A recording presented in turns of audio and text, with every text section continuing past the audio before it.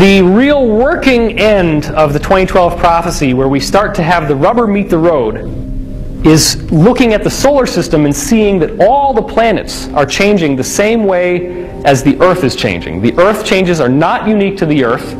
They are a universal phenomenon throughout the solar system. When we start to look behind the veil, the hidden reality that we have, and we start seeing a deeper truth of ourselves and a deeper truth of what it means to be human on this planet, we come into contact with a body of information that has been kept secret for thousands and thousands of years. And the reason why is that with this information comes the potential for what is called apotheosis. Apotheosis means human becomes God. The people who are in power believe themselves to be gods. They have inherited an ancient tradition which encourages the practice of developing your own spiritual and intuitive faculty to a much, much greater level than most people ever do. And they have a variety of practices, very distinct practices, which are engineered to awaken your psychic center. In my previous video, which most of you have seen, 2012 Enigma, I show you visual evidence of the pineal gland symbolism in the pine cone. And I show you that symbolism all over the world, in all different traditions, Babylonian traditions, even in the Vatican. The largest statue in the square, which is called the Court of the Pine Cone, it's huge. It dwarfs the size of a human being. Why would you put a pine cone on a big statue? Why did Jesus say in the Bible, "If thine eye be single, then thy body will be full of light"? If your eye is single, what does he mean by that? Does that mean that if somebody pokes your eye out that you're going to suddenly start glowing? No. Now, there is a whole religious conspiracy going on that says that Jesus never existed. That it was all a bunch of extrapolations based on various historical figures, then consolidated into what we now call the New Testament. And I would propose that it is impossible for such an outrageously enduring legend that so many people followed with such passion to have been concocted by some sort of mishmash of lesser spiritual figures who were all consolidated together. I do believe that these events happened.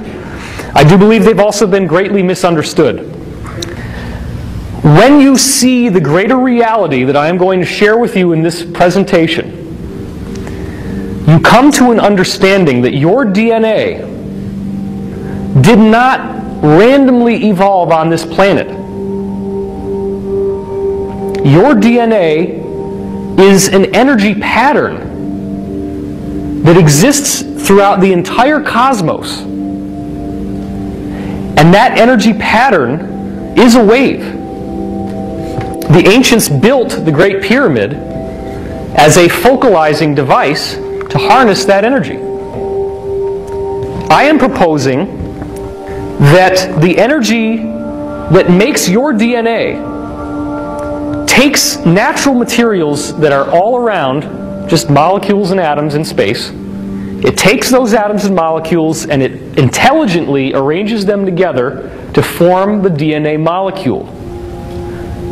Now, if that is true, then it means that everyone here in this room is created by an intelligent energy field. The center of the Milky Way galaxy is also a torsion field generator. Spherical torsion waves slowly expand away from the center, passing through stars and planets as they go along. As the solar system is impacted by these torsion fields, it charges up with energy, causing massive effects on the star and its planets, influencing them to become brighter, hotter, and more magnetic. These waves also have a stimulating and programming effect on the DNA molecule, ultimately rewriting the code of every life form on the planet. You now have just found the zone in which science and religion come together, in which you no longer have to take on arbitrary promises about there being a hereafter.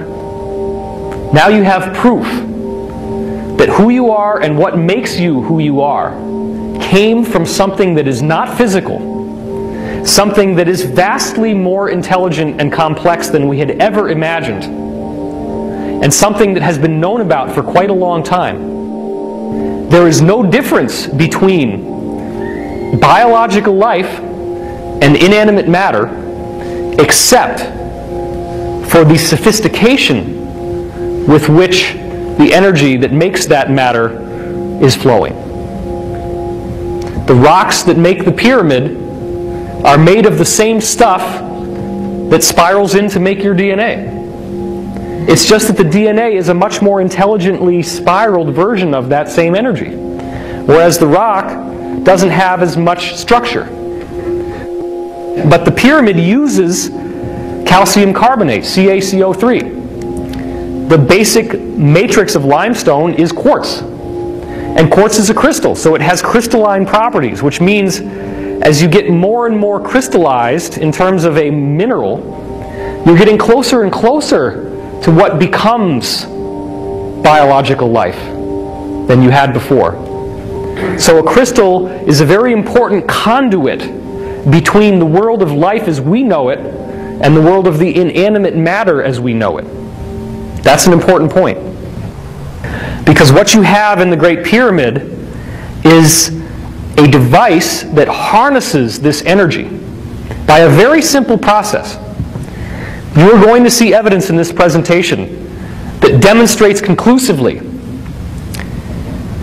that the energy itself that makes physical matter has a fluid-like quality.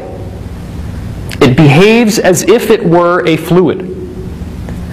And with that fluid-like quality comes all of the basic behaviors that you get with fluids in movement, which would include a funnel. It's a very simple concept.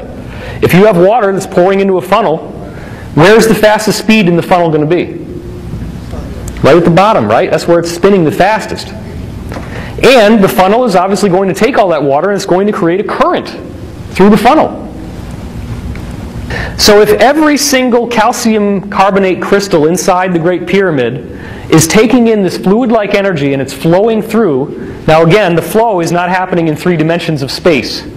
It's happening in 3 other dimensions, which is the time field. Okay, that's where things start to get complicated. If you want to find your higher dimensions, you look in time. Einstein assumed time was 1-dimensional. It's not. Time is 3-dimensional. That means you can go forwards, backwards, and sideways in time.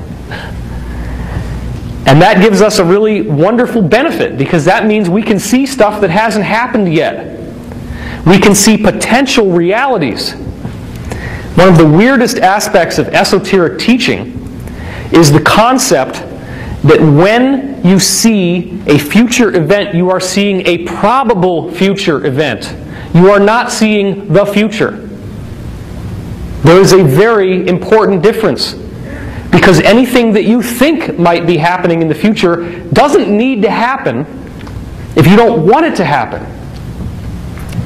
There are all these movies coming out about 2012 and about extraterrestrial intelligence, and they're all saying doom and fear and disaster and cataclysm is going to come to the earth.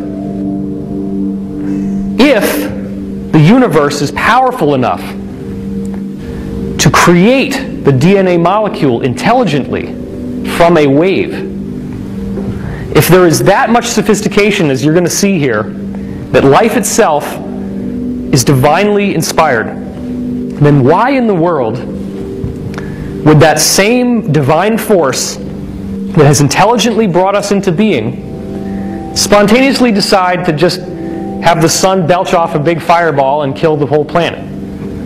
It doesn't make any sense. It doesn't make any sense that if there are ETs out there, that they would just be standing by and waiting for the planet to blow up, and that they're not going to do anything. So here's the riddle. If our DNA